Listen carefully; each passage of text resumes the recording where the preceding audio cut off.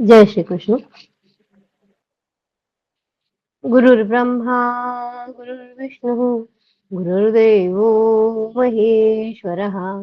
गुरुः साक्षात् परब्रह्म तस्मै श्री गुरवे नमः। कृष्णाय वासुदेवाय हरये परमात्मने प्रणतक्लेशनाशाय गोविन्दाय नमो नमः। नमामि सद्गुरुं शान्तं सच्चिदानन्दविग्रहं पूर्णब्रह्मपरानन्दम् ईशमानन्दिवल्लभम्। ॐ पार्थाय प्रतिबोधितां भगवता नारायणेन स्वयं व्यासेन ग्रथितां पुराणमुनिना मध्ये महाभारतम् अद्वैतामृतवर्षिणीं भगवतीम् अष्टादशाध्यायिनीम् अम्ब त्वामनुसन्दधामि भगवत् गीते भवद्वेषिणी। नमोऽस्तु ते व्यासविशालबुद्धे फुल्लारविन्दायतपत्रनेत्र येन त्वया भारततैलपूर्णः प्रज्वालितो ज्ञानमयः प्रदीपः। प्रपन्नपारिजाताय स्तोत्रवेत्रैकपाणये ज्ञानमुद्राय कृष्णाय गीतामृतदुहे नमः। नारायणं नमस्कृत्य नरं चैव नरोत्तमं देवीं सरस्वतीं व्यासं ततो जयमुदीरये। जय श्री कृष्ण। एक पंचाशतमोध्याय। युधिष्ठिर को भेंट में मिली हुई वस्तुओं का दुर्योधन द्वारा वर्णन। कल हमने देखा था कि युधिष्ठिर की जो राजलक्ष्मी राजसूय यज्ञ में आई हुई जो भी भेंट वस्तुएं थी और जो राजलक्ष्मी उसकी देखकर दुर्योधन को बहुत ईर्ष्या हुई और वह सब बातें अपने मामा को शकुनी को बता रहा है कि ईर्ष्या हो रही है। इसलिए वो कहता है कि मुझे जीना नहीं है, मैं पराभूत हो गया हूँ। अनेक प्रकार से वो बता रहा है। वहां की उनकी वो मय सभा देखकर भी उसे बहुत ईर्ष्या हो रही है। फिर ये सब धृतराष्ट्र से बताते हैं। तब शकुनी उनको कहता है कि ये सारी राजलक्ष्मी तुम्हारी हो सकती है। इसके लिए उन्होंने बताया कि युधिष्ठिर को द्यूत खेलने का ये है और उनको आता नहीं है, तो मैं द्यूत में ये सारी राजलक्ष्मी तुम्हारी हो सकती है, मैं सब जीत कर तुम्हें दे दूंगा। तो सिर्फ धृतराष्ट्र को ये करना है कि वो उनको बुलाए और हम द्यूत खेलें। ये हमने देखा। आगे हम देखेंगे क्या है। युधिष्ठिर को भेंट में मिली हुई वस्तुओं का दुर्योधन द्वारा वर्णन। दुर्योधन बोला, भारत, मैंने पांडवों के यज्ञ में राजाओं के द्वारा भिन्न भिन्न देशों से लाए हुए जो उत्तम धनरत्न देखे थे उन्हें बताता हूँ, सुनिए। धृतराष्ट्र को बता रहे दुर्योधन। आप सच मानिए, शत्रुओं का वह वैभव देखकर मेरा मन मूढ़ सा हो गया था। मैं इस बात को न जान सका कि यह धन कितना है और किस देश से लाया गया है। कंबोज नरेश ने भेड़ के ऊन, बिल में रहने वाले चूहे आदि के रोए तथा बिल्लियों के रोमावलियों से तैयार किए हुए स्वर्ण चित्रित बहुत से सुंदर वस्त्र और मृगचर्म भेंट दिए थे। तीतर पक्षी की भांति चितकबरे और तोते के समान नाक वाले 300 घोड़े दिए थे। इसके सिवा 300 ऊंटनियां और खच्चरियां भी दी थी, जो पिलू शमी इंगुद खाकर मोटी ताजी हुई थी। महाराज, ब्राह्मण लोग तथा गाय बैलों का पोषण करने वाले वैश्य और दास कर्म के योग्य शूद्र आदि सभी महात्मा धर्मराज की प्रसन्नता के लिए 3 खर्ब के लागत की भेंट लेकर दरवाजे पर रोके हुए खड़े थे।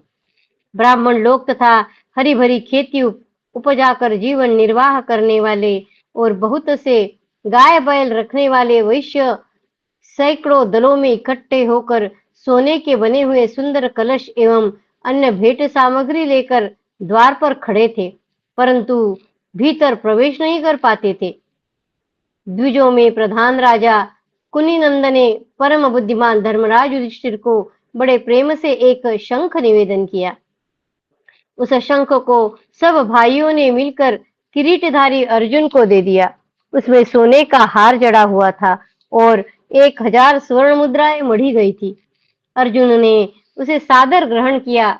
वह शंख अपने तेज से प्रकाशित हो रहा था। साक्षात विश्वकर्मा ने उसे रत्नों द्वारा विभूषित किया था। वह बहुत ही सुंदर और दर्शनीय था। साक्षात धर्म ने उस शंख को बार बार नमस्कार करके धारण किया था। अन्नदान करने पर वह शंख अपने आप बज उठता था। उस समय उस शंख ने बड़े जोर से अपने ध्वनि का विस्तार किया। उसके गंभीर नाद से समस्त भूमिपाल तेजोहीन होकर पृथ्वी पर गिर पड़े। केवल धृष्टद्युम्न, 5 पांडव, सात्यकी तथा 8वें श्री कृष्ण धैर्य पूर्वक खड़े रहे। ये सब के सब एक दूसरे का प्रिय करने वाले तथा शौर्य से संपन्न है। इन्होंने मुझको तथा दूसरे भूमिपालों को मूर्छित हुआ देख जोर जोर से हंसना आरंभ किया। उस समय अर्जुन ने अत्यंत प्रसन्न होकर एक श्रेष्ठ ब्राह्मण को 500 रुष्ट पुष्ट बैल दिए। वे बैल गाड़ी का बोझ ढोने में समर्थ थे और उनके सींगों में सोना मढ़ा गया था। राजा सुमुख ने अजातशत्रु युधिष्ठिर के पास भेंट की प्रमुख वस्तुएं भेजी थी। कुनी नंद ने भांति भांति के वस्त्र और सुवर्ण दिए थे। काश्मीर नरेश ने मीठे तथा रसीले शुद्ध अंगूरों के गुच्छे भेंट किए थे। साथ ही सब प्रकार की उपहार सामग्री लेकर उन्होंने पांडुनंदन युधिष्ठिर की सेवा में उपस्थित की थी। कितने ही यवन मन के समान वेगशाली पर्वतीय घोड़े, बहुमूल्य आसन, नूतन सूक्ष्म विचित्र दर्शनीय और कीमती कंबल, भांति भांति के रत्न तथा अन्य वस्तुएं लेकर राजद्वार पर खड़े थे, फिर भी अंदर नहीं जाने पाते थे। कलिंग नरेश श्रुतायु ने उत्तम मणिरत्न भेंट किए। इसके सिवा उन्होंने दूसरे भूपालों से दक्षिण समुद्र के निकट से सैकड़ों उत्तरीय वस्त्र, शंख, रत्न तथा अन्य उपहार सामग्री लेकर पांडुनंदन युधिष्ठिर को समर्पित की। पांड्य नरेश ने मलय और दुर्धर पर्वत के श्रेष्ठ चंदन के 96 भार युधिष्ठिर को भेंट किए। फिर उतने ही शंख भी समर्पित किए। चोल और केरल देश के नरेशों ने असंख्य चंदन, अगरू तथा मोती, वैदूर्य तथा चित्रक नामक रत्न धर्मराज को अर्पित किए। राजा अश्मक ने बछड़ों सहित 10,000 दुधारू गौएं भेंट की, जिनके सींगों में सोना मढ़ा हुआ था और गले में सोने के आभूषण पहनाए गए थे। उनके थन घोड़े के समान दिखाई देते थे। सिंधु नरेश ने स्वर्णमालाओं से अलंकृत 25,000 सिंधु देशीय घोड़े उपहार में दिए थे। सवीर राज ने हाथी जुते हुए रथ प्रदान किए, जो 300 से कम न रहे होंगे। उन रथों को स्वर्ण, मणि तथा रत्नों से सजाया गया था। वे दोपहर के सूर्य के भांति जगमगा रहे थे। उनसे जो प्रभा फैल रही थी, उसकी कहीं भी उपमा न थी। इन रथों के सिवा उन्होंने अन्य सब प्रकार की भी सामग्री युधिष्ठिर को भेंट की थी। नरश्रेष्ठ भरत नंदन अवंती नरेश नाना प्रकार के सहस्रो रत्न, हार, श्रेष्ठ अंगद यानी बाजूबंद, भांति भांति के अन्यान्य आभूषण, 10,000 दासियों तथा अन्यान्य उपहार सामग्री साथ लेकर राजसभा के द्वार पर खड़े थे और भीतर जाकर युधिष्ठिर का दर्शन पाने के लिए उत्सुक हो रहे थे। दर्शना नरेश, चेदिराज तथा पराक्रमी राजा शूरसेन ने सब प्रकार की उपहार सामग्री लाकर युधिष्ठिर को समर्पित की। काशी नरेश ने भी बड़ी प्रसन्नता के साथ 80,000 गौवे, 800 गजराज और तथा नाना प्रकार के रत्न भेंट किए। विदेहराज कृतक्षण तथा कौशल नरेश बृहदबल ने 14,000 उत्तम घोड़े दिए थे।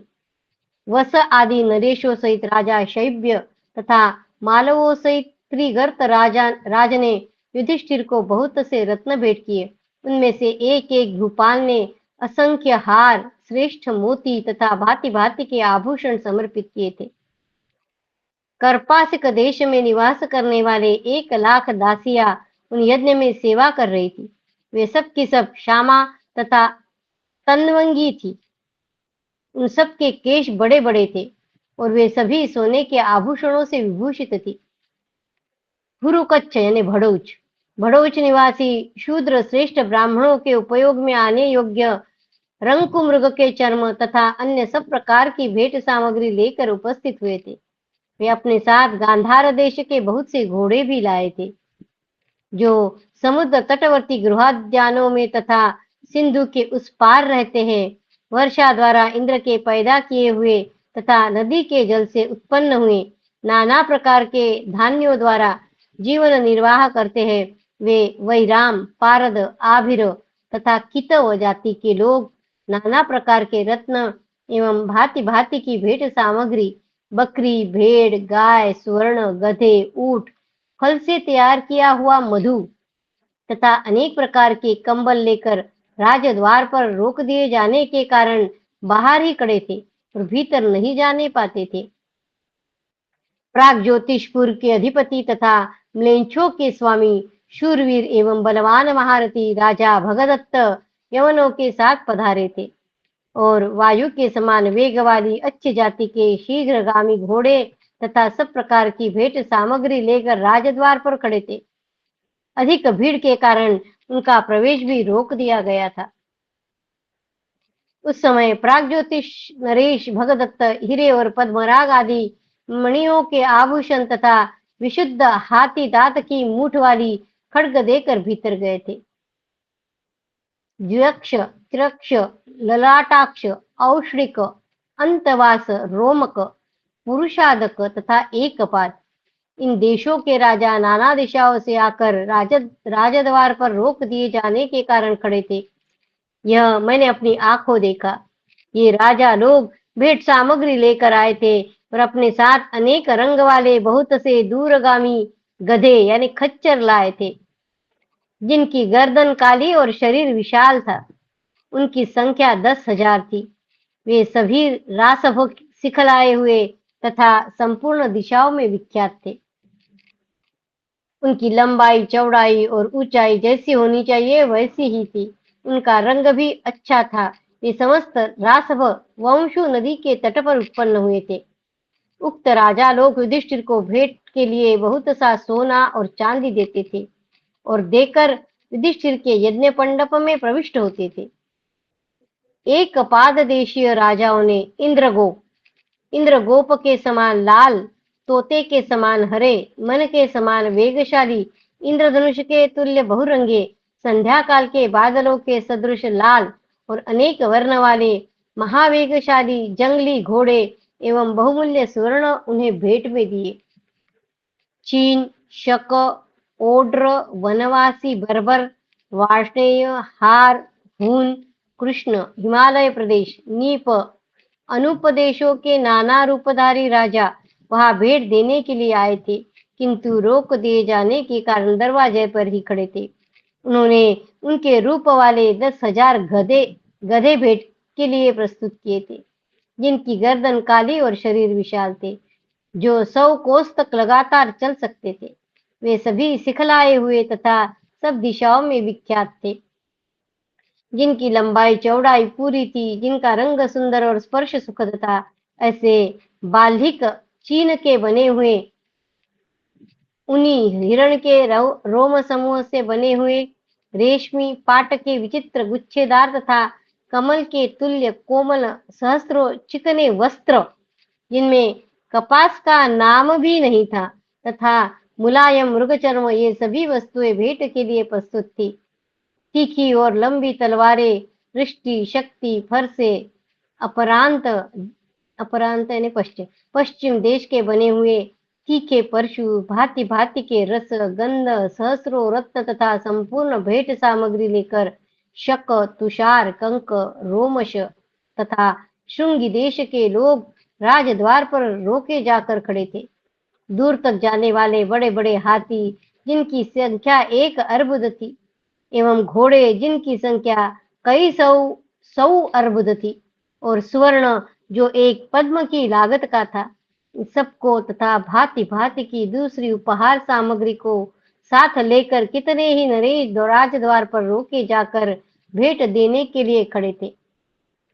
बहुमूल्य आसन, वाहन, रत्न तथा स्वर्ण से जटित हाथी दांत की बनी हुई शैयाएं, विचित्र कवच, भांति भांति के शस्त्र, स्वर्णभूषित व्याघ्र चर्म से आच्छादित और सुशिक्षित घोड़ों से जुते हुए अनेक प्रकार के रथ, हाथियों पर बिछाने योग्य विचित्र कंबल, विभिन्न प्रकार के रत्न, नाराज, अर्धनाराज तथा अनेक तरह के शस्त्र, इन सब बहुमूल्य वस्तुओं को देकर पूर्व देश के नरपतिगण महात्मा पांडुनंदन युधिष्ठिर के यज्ञ मंडप में प्रविष्ट हुए थे। इति श्री महाभारते सभापर्वणि द्यूतपर्वणि पंचाशत्तमोऽध्यायः। कृष्णाय वासुदेवाय हरये परमात्मने प्रणतक्लेशनाशाय गोविन्दाय नमो नमः। ॐ नमो भगवते वासुदेवाय। अथ द्विपंचाशत्तमोऽध्यायः। युधिष्ठिर को भेंट में मिली हुई वस्तुओं का दुर्योधन द्वारा वर्णन। दुर्योधन बोला, राजाओं द्वारा युधिष्ठिर के यज्ञ के लिए दिए हुए जिस महान धन का संग्रह था वह अनेक प्रकार का था। मैं उसका वर्णन करता हूँ, सुनिए। मेरु और मंदराचल के बीच में प्रवाहित होने वाली शैलोदा नदी के दोनों तटों पर छिद्रों में वायु भर जाने से वेणु की बजने वाली बांस की रमणीय छाया में जो लोग बैठते और विश्राम करते हैं, वे खस, एकासन, अर्ह, प्रदर, दीर्घ वेणु, पारद, पुलिंद, तंगण और परतंगण आदि नरेश भेंट में देने के लिए पिपलिकाओं चिटियों द्वारा निकाले हुए पिपीलिक नाम वाले स्वर्ण के ढेर उठाकर लाए थे। उनका माप द्रोण से किया जाता था। इतना ही नहीं, वे सुंदर काले रंग के चवर तथा चंद्रमा के समान श्वेत दूसरे चामर एवं हिमालय के पुष्पों से उत्पन्न हुए स्वादिष्ट मधु भी प्रचुर मात्रा में लाए थे। उत्तर कुरु देश से गंगा जल और माला के योग्य रत्न तथा उत्तर कैलाश से प्राप्त हुई अतीव बल संपन्न औषधियां एवं अन्य भेंट की सामग्री साथ लेकर आए हुए पर्वतीय भूपालगण अजात शत्रु राजा युधिष्ठिर के द्वार पर रोके जाकर विनीत भाव से खड़े थे। पिताजी, मैंने देखा कि जो राजा हिमालय के परार्ध भाग में निवास करते हैं, जो उदयगिरी के निवासी है, जो समुद्र तटवर्ती कारुष देश में रहते हैं तथा जो लौहित्य पर्वत के दोनों ओर वास करते हैं, फल और मूल ही जिनका भोजन है, वे चर्म वस्त्रधारी, क्रूरता पूर्वक शस्त्र चलाने वाले और क्रूर कर्मा किरात नरेश भी वहां भेंट लेकर आए थे। राजन, चंदन और अगरु काष्ठ तथा कृष्णागरु काष्ठ के अनेक भार, चर्म, रत्न, स्वर्ण तथा सुगंधित पदार्थों की राशि और 10,000 किरात देशीय दासियां, सुंदर सुंदर पदार्थ, दूर देशों के मृग और पक्षी तथा पर्वतों से संग्रहित तेजस्वी स्वर्ण एवं संपूर्ण भेंट सामग्री लेकर आए हुए राजा लोग द्वार पर रोके जाने के कारण खड़े थे।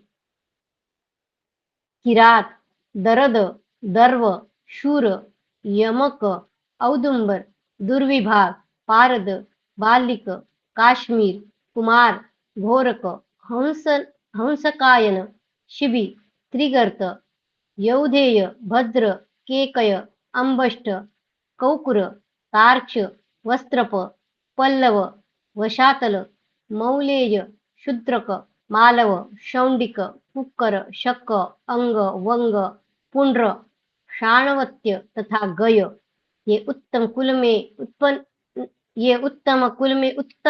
उत्पन्न श्रेष्ठ एवं शस्त्रधारी क्षत्रिय राजकुमार सैकड़ों की संख्या में पंक्तिबद्ध होकर अजात शत्रु युधिष्ठिर को बहुत धन अर्पित कर रहे थे। वंग, कलिंग, मगध, ताम्रलिप्त, पुंड्रक, दौवालिक, सागरक, पत्रोर्ण, शैशव तथा कर्ण प्रावरण आदि बहुत से क्षत्रिय नरेश वहां दरवाजे पर खड़े थे तथा राजाज्ञा से द्वारपालगण उन सबको यह संदेश देते थे कि आप लोग अपने लिए समय निश्चित कर ले। फिर उत्तम भेंट सामग्री अर्पित करें। इसके बाद आप लोगों को भीतर जाने का मार्ग मिल सकेगा।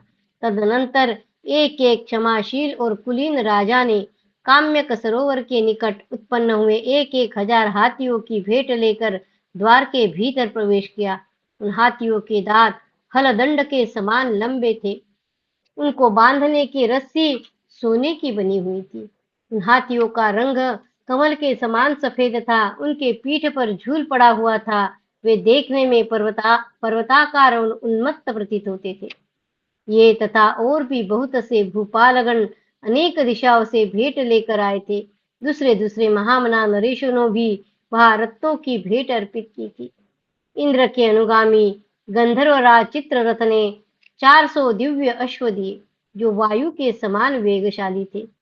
तुम्बरु नामक गंधर्वराज ने प्रसन्नता पूर्वक 100 घोड़े भेंट किए, जो आम के पत्ते के समान हरे रंग वाले तथा स्वर्ण की मालाओं से विभूषित थे। महाराज शुक्र देश के पुण्यात्मा राजा ने कई 100 गजरत्न भेंट किए। मत्स्य देश के राजा विराट ने स्वर्णमालाओं से विभूषित 2000 मत वाले हाथी उपहार के रूप में दिए। राजन राजा वसुदान ने पांशु देश से 26 हाथी, वेग और शक्ति से संपन्न 2000 स्वर्णमाला भूषित जवान घोड़े और सब प्रकार की दूसरी भेंट सामग्री भी पांडवों को समर्पित की। राजन राजा द्रुपद ने 14,000 दासियां, 10,000 सपत्नीक दास, हाथी जुते हुए 26 रथ तथा अपना संपूर्ण राज्य कुंती पुत्र को यज्ञ के लिए समर्पित किया था। वृष्णि कुलभूषण वसुदेव नंदन श्री कृष्ण ने भी अर्जुन का आदर करते हुए 14,000 उत्तम हाथी दिए। श्री कृष्ण अर्जुन के आत्मा है और अर्जुन श्री कृष्ण की आत्मा है। श्री कृष्ण अर्जुन के आत्मा है और अर्जुन श्री कृष्ण की आत्मा है। अर्जुन श्री कृष्ण से जो कह देंगे वह सब वे निसंदेह पूर्ण करेंगे। श्री कृष्ण अर्जुन के लिए परम धाम को भी त्याग सकते हैं। श्री कृष्ण अर्जुन के लिए परम धाम को भी त्याग सकते हैं। इस प्रकार अर्जुन भी श्री कृष्ण के लिए अपने प्राणों तक का त्याग कर सकते हैं।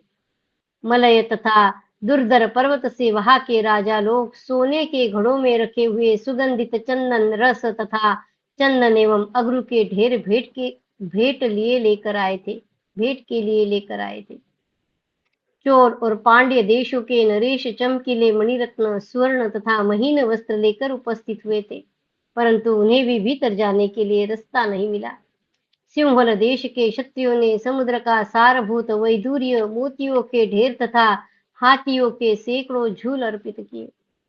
वे सिंहल देशीय वीर मणिमुक्त वस्त्रों से अपने शरीर को ढके हुए थे। उनके शरीर का रंग काला था और उनकी आंखों के कोने लाल दिखाई देते थे। उन भेंट सामग्रियों को लेकर वे सब लोग दरवाजे पर रोके हुए खड़े थे। ब्राह्मण, विजित विजित क्षत्रिय, वैश्य तथा सेवा की इच्छा वाले शूद्र प्रसन्नता पूर्वक वहां उपहार अर्पित करते थे। सभी म्लेच्छ तथा आदि, मध्य और अंत में उत्पन्न सभी वर्ण के लोग विशेष प्रेम और आदर के साथ युधिष्ठिर के पास भेंट लेकर आए थे। अनेक देशों में उत्पन्न और विभिन्न जाति के लोगों के आगमन से युधिष्ठिर के यज्ञ मंडप में मानो यह संपूर्ण लोक ही एकत्र हुआ जान पड़ता था। मेरे शत्रुओं के घर में राजाओं द्वारा लाए हुए बहुत से छोटे बड़े उपहारों को देखकर दुख से मुझे मरने की इच्छा होती थी। दुर्योधन कह रहा है। पांडवों के वहां जिन लोगों का भरण पोषण होता है उनकी संख्या मैं आपको बता रहा हूँ। राजा युधिष्ठिर उन सब के लिए कच्चे पक्के भोजन की व्यवस्था करते हैं। युधिष्ठिर वहां 3 पद्म, 10,000 हाथी सवार और घुड़सवार, 10 करोड़, 10 करोड़ रथारोही तथा असंख्य पैदल सैनिक थे। युधिष्ठिर के यज्ञ में कहीं कच्चा अन्न तौला जा रहा था, कहीं पक रहा था, कहीं परोसा जाता था और कहीं ब्राह्मणों के पुण्याह वाचन की ध्वनि सुनाई पड़ती थी। मैंने युधिष्ठिर के यज्ञ मंडप में सभी वर्ण के लोगों में से किसी को ऐसा नहीं देखा जो खा पीकर आभूषणों से विभूषित और सत्कृत न हुआ हो। राजा युधिष्ठिर घर में बसने वाले जिन 28,000 स्नातकों का भरण पोषण करते हैं, उनमें से प्रत्येक की सेवा में 30-30 दास दासी उपस्थित रहते हैं। मैं वे सब ब्राह्मण भोजन से अत्यंत तृप्त एवं संतुष्ट हो राजा युधिष्ठिर को उनके काम क्रोधादि शत्रुओं के विनाश के लिए आशीर्वाद देते हैं। इसी प्रकार युधिष्ठिर के महल में दूसरे 10,000 ऊर्ध्वरेता यति भी सोने की थालियों में भोजन करते हैं। राजन, उस यज्ञ में द्रौपदी प्रतिदिन स्वयं पहले भोजन न करके इस बात की देखभाल करती थी कि कुबड़े और बौने से लेकर सब मनुष्यों में किसने खाया और किसने अभी तक भोजन नहीं किया है। उस यज्ञ में द्रौपदी प्रतिदिन स्वयं पहले भोजन न करके इस बात की देखभाल करती थी कि कुबड़े और बौने से लेकर मनुष्यों में किसने खाया और किसने अभी तक भोजन नहीं किया। कुंती नंदन युधिष्ठिर को दो ही कुल के लोग कर नहीं देते थे, संबंध के कारण पांचाल और मित्रता के कारण अंधक एवं वृष्णि। अच्छा, कुंती नंदन युधिष्ठिर को दो ही कुल के लोग कर नहीं देते थे। एक तो संबंध के कारण पांचाल, द्रौपदी के पिता, और मित्रता के कारण अंधक और वृष्णि, ये लोग कर नहीं देते थे। इति श्री महाभारते सभापर्वणि द्यूतपर्वणि दुर्योधन संतापे द्विपञ्चाशत्तमोऽध्याय। कृष्णाय वासुदेवाय हरये परमात्मने प्रणतक्लेशनाशाय गोविन्दाय नमो नमः। ओम नमो भगवते वासुदेवाय। ओम नमो भगवते वासुदेवाय। 2 अध्याय में हमने वर्णन देखा ही कितनी राजलक्ष्मी थी पांडवों के पास। वो सब हार के वो वन में गए थे। कितनी थी, वर्णन करते करते थक जाएंगे, इतनी ज्यादा संपत्ति उनके पास थी, पर उस द्यूत के वजह से सब वो हार गए थे। आगे वो आएगा, पर सिर्फ अभी इसलिए वो यहाँ बता रहे हैं कि कितनी ज्यादा थी। ज्यादा है ऐसा बोलने से क्या क्या था वो बता रहे थे। अतः 53तमोऽध्याय। दुर्योधन द्वारा युधिष्ठिर के अभिषेक का वर्णन। ये सब बातें दुर्योधन धृतराष्ट्र को बता रहे। दुर्योधन बोला, पिताजी, जो राजा आर्य सत्य प्रतिज्ञ महाव्रती विद्वान वक्ता वेदोक्त यज्ञों के अंत में अवभृत स्नान करने वाले धैर्यवान लज्जाशील धर्मात्मा यशस्वी तथा मूर्धाभिषिक्त थे, वे सभी इन धर्मराज युधिष्ठिर की उपासना करते थे। राजाओं ने दक्षिणा में देने के लिए जो गव्य मंगवाई थी, उन सबको मैंने जहां तहां देखा। उनके दुग्ध पात्र कांसे के थे। वे सब की सब जंगलों में खुली चरने वाली थी तथा उनकी संख्या कई हजार थी। राजा लोग युधिष्ठिर के अभिषेक के लिए स्वयं ही प्रयत्न करके शांत चित्त हो सत्कार पूर्वक छोटे बड़े पात्र उठा उठा कर ले आए थे। बाल्धीक नरेश रथ ले आए जो स्वर्ण से सजाया गया था। सुदक्षिण ने उस रथ में कंबोज देश के सफेद घोड़े जोते थे। महाबली सुनीत ने बड़ी प्रसन्नता के साथ उसमें अनुकर्ष यानी रथ के नीचे लगने योग्य काष्ठ महाबली सुनीत ने बड़ी प्रसन्नता के साथ उसमें अनुकर्ष लगा दिया। चेदिराज ने स्वयं उस रथ में ध्वजा पहरा दी। दक्षिण देश के राजा ने कवच दिया। मगध नरेश ने माला और पगड़ी प्रस्तुत की। महान धनुर्धर वसुदान ने 60 वर्ष की अवस्था का एक गजराज उपस्थित कर दिया। मत्स्य नरेश ने स्वर्ण जटित धूरी ला दी। एकलव्य ने पैरों के समीप जूते लाकर रख दिए। अवंती नरेश ने अभिषेक के लिए अनेक प्रकार का जल एकत्र कर लिया। चेकितान ने तुनीर और काशीराज ने धनुष अर्पित किया। शल्य ने अच्छी मूठ वाली तलवार तथा छीके पर रखा हुआ स्वर्ण भूषित कलश प्रदान किया। तदनंतर धौम्य तथा महातपस्वी व्यास ने देवर्षि नारद देवल असित मुनि को आगे करके युधिष्ठिर का अभिषेक किया। परशुराम जी के साथ वेद के पारंगत दूसरे विद्वान महर्षियों ने बड़ी प्रसन्नता के साथ राजा युधिष्ठिर का अभिषेक किया। जैसे स्वर्ग में देवराज इंद्र के पास सप्तर्षि पधारते हैं, उसी प्रकार पर्याप्त दक्षिणा देने वाले महाराज युधिष्ठिर के पास बहुत से महात्मा मंत्रोच्चारण करते हुए पधारे थे। सत्य पराक्रमी सात्यकी ने युधिष्ठिर के लिए छत्र धारण किया तथा अर्जुन और भीमसेन ने व्यजन बुलाए तथा नकुल और सहदेव ने 2 विशुद्ध चवर हाथ में ले लिए। पूर्व काल में प्रजापति ने इंद्र के लिए जिस शंख को धारण किया था, वही वरुण देवता का शंख समुद्र ने युधिष्ठिर को भेंट किया था। विश्वकर्मा ने 1000 स्वर्ण मुद्राओं से जिसे शैक्य पात्र यानी छीके पर रखे हुए स्वर्ण कलश का निर्माण किया था, उसमें स्थित समुद्र जल को शंख में लेकर श्री कृष्ण ने युधिष्ठिर का अभिषेक किया। उस समय वहां मुझे मूर्छा आ गई थी। पिताजी, लोग जल लाने के लिए पूर्व से पश्चिम समुद्र तक जाते हैं, दक्षिण समुद्र की भी यात्रा करते हैं, परंतु उत्तर समुद्र तक पक्षियों के सिवा और कोई नहीं जाता। किंतु वहां भी अर्जुन पहुंच गए। वहां अभिषेक के समय सैकड़ों मंगलकारी शंख एक साथ जोर जोर से बजने लगे, जिससे मेरे रोंगटे खड़े हो गए। उस समय वहां जो तेजोहीन भूपाल थे, वह भय के मारे मूर्छित होकर गिर पड़े। धृष्टद्युम्न, पांचों पांडव, सात्यकी और 8वें श्री कृष्ण, ये ही धैर्य पूर्वक स्थिर रहे। ये सभी पराक्रम संपन्न तथा एक दूसरे का प्रिय करने वाले हैं। वे मुझे तथा अन्य राजाओं को अचेत हुए देखकर उस समय जोर जोर से हंस रहे थे। भारत, तदनंतर अर्जुन ने प्रसन्न होकर 500 बैलों को, जिनके सींगों में सोना मढ़ा हुआ था, मुख्य मुख्य ब्राह्मणों में बांट दिया। न रंतिदेव, न नाभाग, न मानधाता, न मनु, न वेननंदन राजा पृथु, न भगीरथ, न ययाति और न नहुषही वैसे ऐश्वर्य सम्मान सम्राट थे जैसे कि आज राजा युधिष्ठिर है। कुंती नंदन युधिष्ठिर राजसूय यज्ञ पूर्ण करके अत्यंत उच्च कोटि की राजलक्ष्मी से संपन्न हो गए हैं। ये शक्तिशाली महाराज हरिश्चंद्र की भांति सुशोभित होते हैं।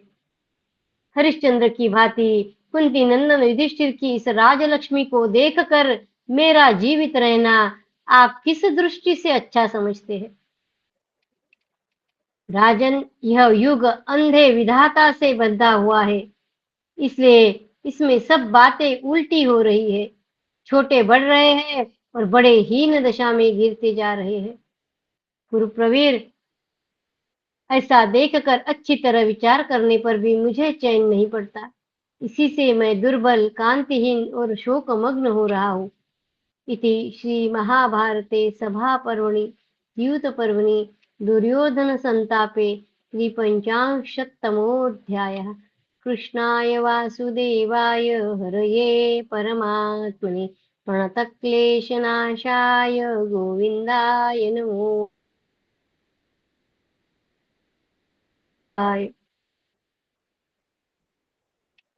ओम नमो भगवते वासुदेवाय। अथ चतुःपंचाशत्तमोऽध्यायः। धृतराष्ट्र का दुर्योधन को समझाना।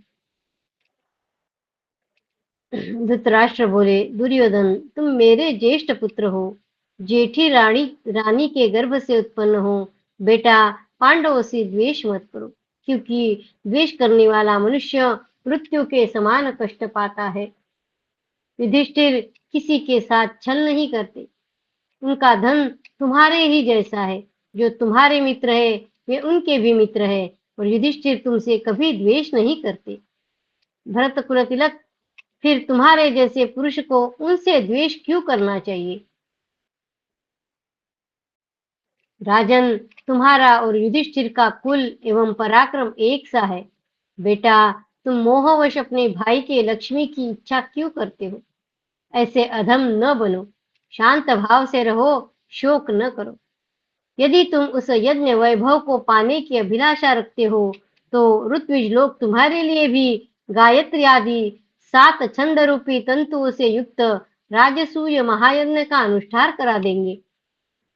उसमें देश देश के राजा लोग तुम्हारे लिए भी बड़े प्रेम और आदर से रत्न आभूषण तथा बहुत धन ले आएंगे। बेटा, यह पृथ्वी कामधेनु है, इसे वीर पत्नी भी कहते हैं। अपने पराक्रम से जीती हुई भूमि मनोवांछित फल प्रदान करती है।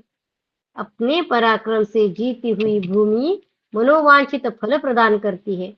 यदि तुम में भी बल और पराक्रम हो तो तुम इस पृथ्वी का यथेष्ट उपभोग कर सकते हो। दूसरे के धन की स्पृहा रखना नीच पुरुषों का काम है। जो भली भांति अपने धन से संतुष्ट तथा अपने धर्म में ही स्थित है, वही सुखपूर्वक उन्नतिशील होता है। दूसरे के धन को हड़पने की कोई चेष्टा न करना, अपने कर्तव्य को पूरा करने के लिए सदा प्रयत्नशील रहना और अपने को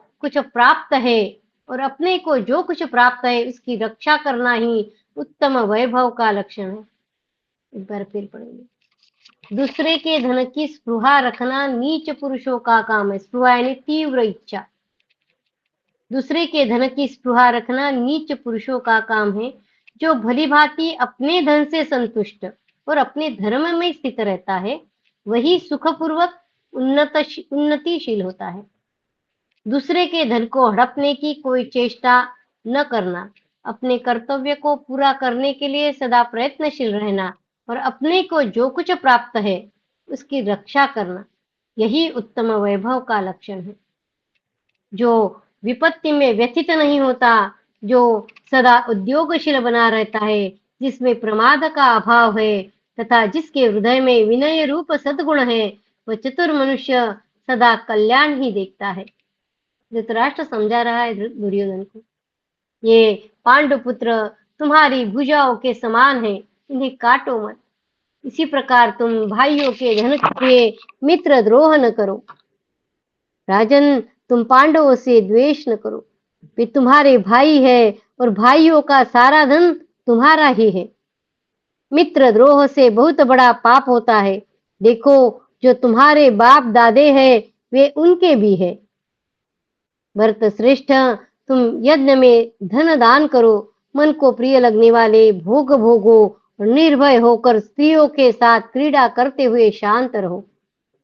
इति श्री महाभारते सभापर्वणि द्यूतपर्वणि दुर्योधन संतापे चतुष्पञ्चाशत्तमोऽध्यायः। कृष्णाय वासुदेवाय हरये परमात्मने प्रणतक्लेशनाशाय गोविन्दाय नमो नमः। ॐ नमो भगवते वासुदेवाय। ॐ नमो भगवते वासुदेवाय। अथ पंचपंचाशत्तमोऽध्यायः। दुर्योधन का धृतराष्ट्र को उकसाना।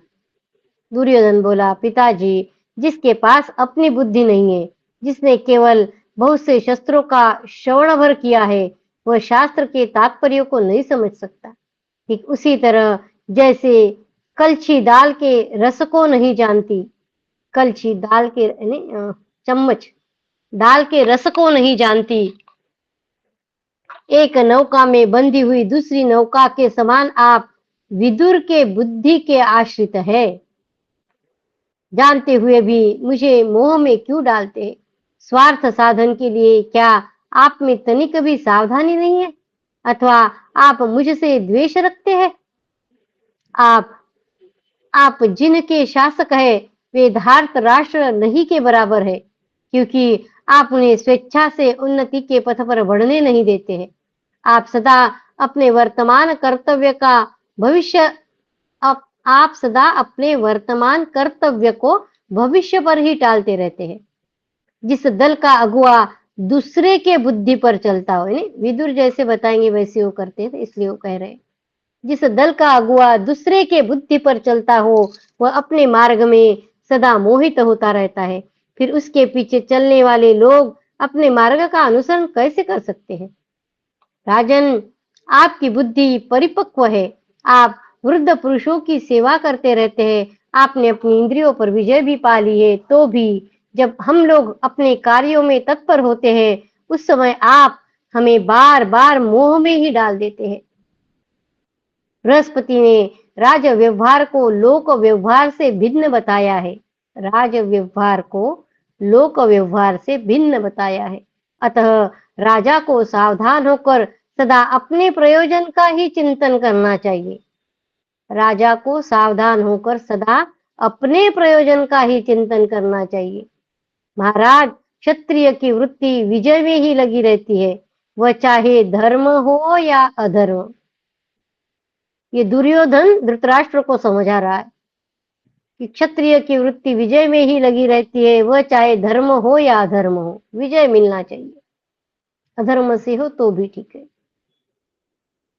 अपनी वृत्ति के विषय में क्या परीक्षा कर रही है? शत्रु की जगमगाती हुई राजलक्ष्मी को अपने अधिकार में करने के इच्छा वाला भूपाल संपूर्ण दिशाओं को उसी प्रकार संचालन करे जैसे सारथी चाबुक से घोड़े को हाँक कर अपने रुचि के अनुसार चलाता है। गुप्त या प्रकट जो उपाय शत्रु को संकट में डाल दे, वही शस्त्रज्ञ पुरुष को शस्त्र है। गुप्त या प्रकट जो भी उपाय शत्रु को संकट में डाल दे, वही शस्त्रज्ञ पुरुषों का शस्त्र है। केवल काटने वाला शस्त्र नहीं है। राजन, अमुक शस्त्र है और अमुक मित्र है, इसका कोई लेखा नहीं है, और न शत्रु मित्र सूचक कोई अक्षर ही है जो जिसको संताप देता वही उसका शत्रु कहा जाता है। असंतोष ही लक्ष्मी की प्राप्ति का मूल कारण है। असंतोष ही लक्ष्मी की प्राप्ति का मूल कारण है। अतः मैं असंतोष चाहता हूं। जो अपने उन्नति के लिए प्रयत्न करता है, उसका वह प्रयत्न ही सर्वोत्तम नीति है।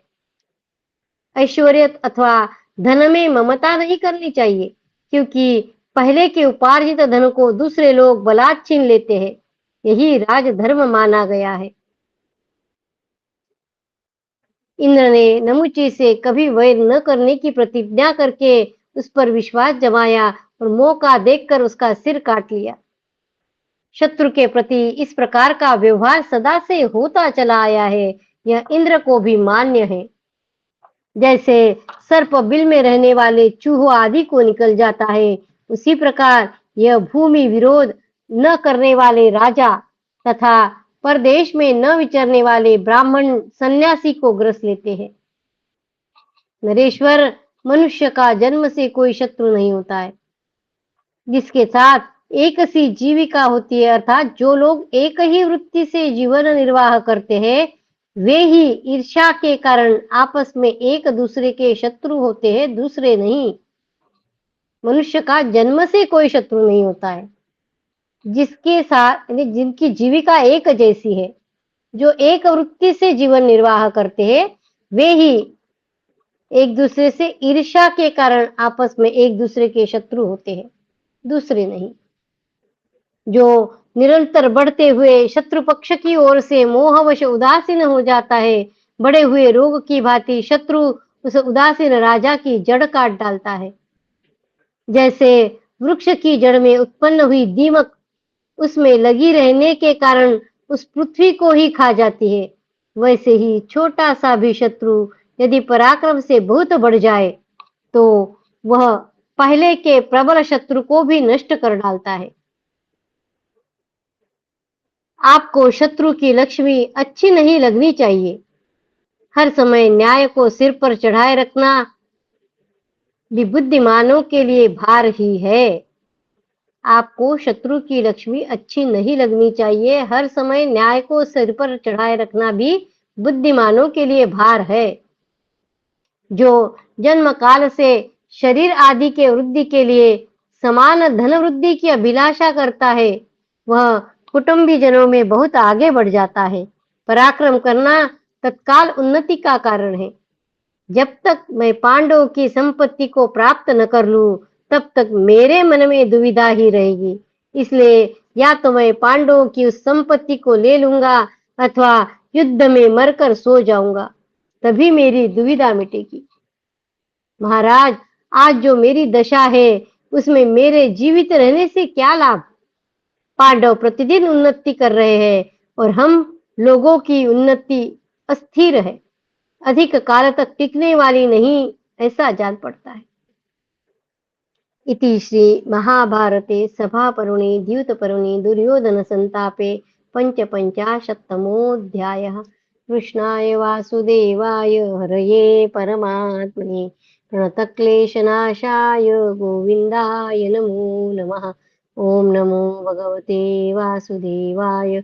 ॐ नमो भगवते वासुदेवाय। अथ षट्पञ्चाशत्तमोऽध्यायः।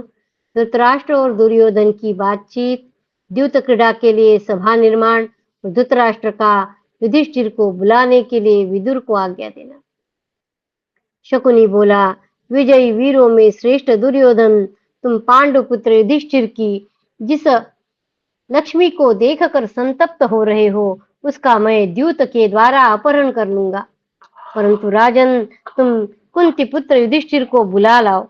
मैं किसी संशय में पड़े बिना, सेना के सामने युद्ध किए बिना, केवल पासे फेंक कर स्वयं किसी प्रकार की क्षति उठाए बिना ही पांडवों को जीत लूंगा, क्योंकि मैं द्यूत विद्या का ज्ञाता हूँ और पांडव इस कला से अनभिज्ञ है।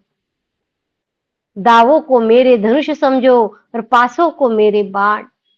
शकुनी कह रहा है, पासों को जो हृदय यानी मर्म, पासों का जो हृदय, उसी को मेरे धनुष की प्रत्यंचा समझो, और जहां से पासे फेंके जाते हैं वह स्थान ही मेरा रथ है।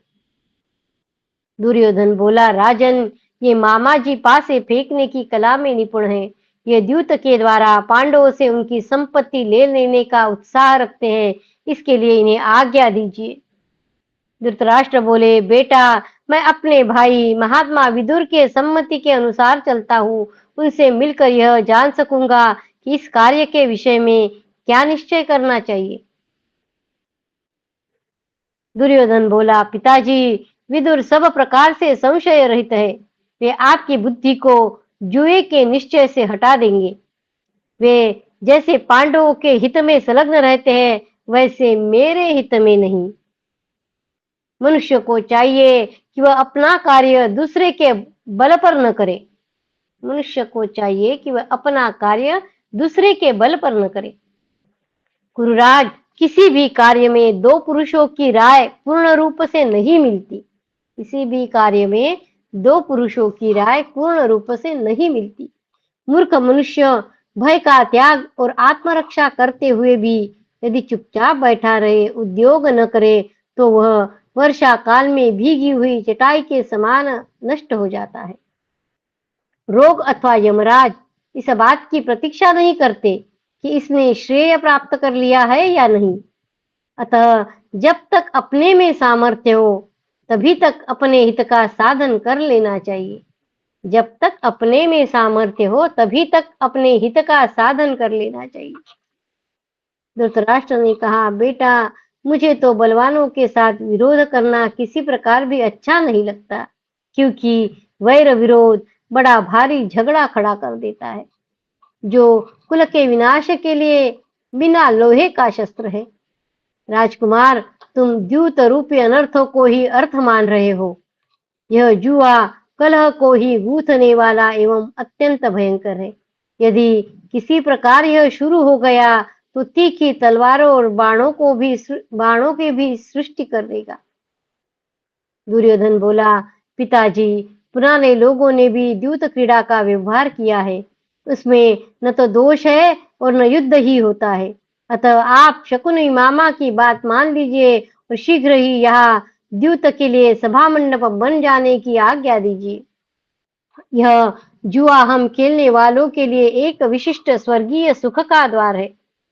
उसके आसपास बैठने वाले लोगों के लिए भी वह वैसा ही सुखद होता है। इस प्रकार इसमें पांडवों को भी हमारे समान ही सुख प्राप्त होगा। अतः पांडवों के साथ द्यूत क्रीड़ा की व्यवस्था कीजिए। धृतराष्ट्र ने कहा, बेटा, तुमने जो बात कही है वह मुझे अच्छी नहीं लगती। जैसी तुम्हारी रुचि हो वैसा करो। जुए का आरंभ करने पर मेरी बातों को याद करके तुम पीछे पछताओगे, क्योंकि ऐसी बातें जो तुम्हारे मुख से निकली है वो धर्मानुकूल नहीं कही जा सकती। बुद्धि और विद्या का अनुसरण करने वाले विद्वान विदुर ने यह सब परिणाम पहले से ही देख लिया था। क्षत्रियों के लिए विनाशकारी वही यह महान भय मुझ विवश के सामने आ रहा है। वैशंपायन जी कहते हैं, जन्मेजय, ऐसा कहकर बुद्धिमान राजा धृतराष्ट्र ने दैव को परम दुस्तर माना और दैव के प्रताप से ही उनके चित्त पर मोह छा गया। वे कर्तव्य अकर्तव्य का निर्णय करने में असमर्थ हो गए। फिर पुत्र की बात मानकर उन्होंने सेवकों को आज्ञा दी कि शीघ्र ही तत्पर होकर तोरण स्फटिक नामक सभा तैयार कराओ। तोरण स्फटिक नामक सभा तैयार कराओ। उसमें स्वर्ण तथा वैदूर्य से जटित 1000 खंबे और 100 दरवाजे हो। उस सुंदर सभा की लंबाई और चौड़ाई एक एक कोस की होनी चाहिए। उनकी यह आज्ञा सुनकर तेज काम करने वाले चतुर एवं बुद्धिमान सहस्रों शिल्पी निर्भीक होकर काम में लग गए। उन्होंने शीघ्र ही वह सभा तैयार कर दी और उसमें सब तरह की वस्तुएं यथास्थान सजा दी। थोड़े ही समय में तैयार हुई उस असंख्य रत्नों से सुशोभित रमणीय एवं विचित्र सभा को अद्भुत सोने के आसनों द्वारा सजा दिया गया। तत्पश्चात विश्वस्त सेवकों ने राजा धृतराष्ट्र को उस सभा भवन के तैयार हो जाने की सूचना दी। तत्पश्चात विद्वान राजा धृतराष्ट्र ने मंत्रियों में प्रधान विदुर को यह आज्ञा दी कि तुम राजकुमार युधिष्ठिर के पास जाकर मेरी आज्ञा से उन्हें शीघ्र यहाँ लिवा लाओ। उनसे कहना कि मेरी यह विचित्र सभा अनेक प्रकार के रत्नों से जटित है। इसे बहुमूल्य शैयाओं और आसनों द्वारा सजाया गया है। युधिष्ठिर, तुम अपने भाइयों के साथ यहाँ आकर इसे देखो और इसमें सुहृदों की दूत क्रीड़ा प्रारंभ हो। इति श्री महाभारते सभापर्वणि द्यूतपर्वणि युधिष्ठिरानयने षट्पञ्चाशत्तमोऽध्याय। कृष्णाय वासुदेवाय हरये परमात्मने प्रणतक्लेशनाशाय गोविन्दाय नमो नमः। ॐ नमो भगवते वासुदेवाय। ॐ नमो भगवते वासुदेवाय। सप्तपञ्चाशत्तमोऽध्यायः। विदुर और धृतराष्ट्र की बातचीत। वैशंपायन जी कहते हैं, जन्मेजय, अपने पुत्र दुर्योधन का मत जानकर राजा धृतराष्ट्र ने दैव को दुस्तर माना और यह कार्य किया। विद्वानों में श्रेष्ठ विदुर ने धृतराष्ट्र का वह अन्यायपूर्ण आदेश सुनकर भाई की उस बात का अभिनंदन नहीं किया और इस प्रकार कहा। विदुर ने क्या कहा? विदुर बोले, महाराज, मैं आपके इस आदेश का अभिनंदन नहीं करता। आप ऐसा काम मत कीजिए, इससे मुझे समस्त कुल के विनाश का भय है। पुत्रों में भेद होने पर निश्चय ही आपको कलह का सामना करना पड़ेगा। इस जुए के कारण मुझे ऐसी आशंका हो रही है। धृतराष्ट्र ने कहा, विदुर, यदि दैव प्रतिकूल न हो तो मुझे कलह भी कष्ट नहीं दे सकेगा। यदि दैव प्रतिकूल न हो तो मुझे कलह भी कष्ट नहीं दे सकेगा। विधाता का बनाया हुआ यह संपूर्ण जगत दैव के अधीन होकर ही चेष्टा कर रहा है। विधाता का बनाया हुआ यह संपूर्ण जगत दैव के अधीन होकर ही चेष्टा कर रहा है, स्वतंत्र नहीं है। इसलिए विदुर, तुम मेरी आज्ञा से आज राजा युधिष्ठिर के पास जाकर उन दुर्धर्ष कुंती कुमार युधिष्ठिर को यहाँ शीघ्र बुला ले आओ। इति श्री महाभारते सभापर्वणि द्यूतपर्वणि युधिष्ठिरानयने सप्तपञ्चाशत्तमोऽध्यायः। कृष्णाय वासुदेवाय हरये परमात्मने प्रणतक्लेशनाशाय गोविन्दाय नमो नमः। ॐ नमो भगवते वासुदेवाय। ॐ नमो भगवते वासुदेवाय। भव भवे यथा भक्तिः पादयोस्तव जायते तथा कुरुष्व देवेश नाथस्त्वं नो यत प्रभो। नाम संकीर्तनं यस्य सर्वपापप्रणाशनं प्रणामो दुःखशमनस्तं नमामि हरिं परं। तदीयं वस्तु गोविन्द तुभ्यमेव समर्पये तेन त्वदङ्घ्रिकमले रतिं मे यच्छ शाश्वतीम् ॐ पूर्णमद पूर्णमिदं पूर्णात् पूर्णमुदच्यते पूर्णस्य पूर्णमादाय पूर्णमेवावशिष्यते ॐ शान्ति शान्ति शान्तिः हरि ओम तत्सत् श्रीकृष्णार्पणमस्तु श्रीगुरुभ्यो नमः ज्ञानेश्वर जय श्री कृष्ण जय श्री कृष्ण। धन्यवाद। जय श्री कृष्ण अनिता। जय श्री कृष्ण जय श्री कृष्ण। धन्यवाद। जय श्री कृष्ण।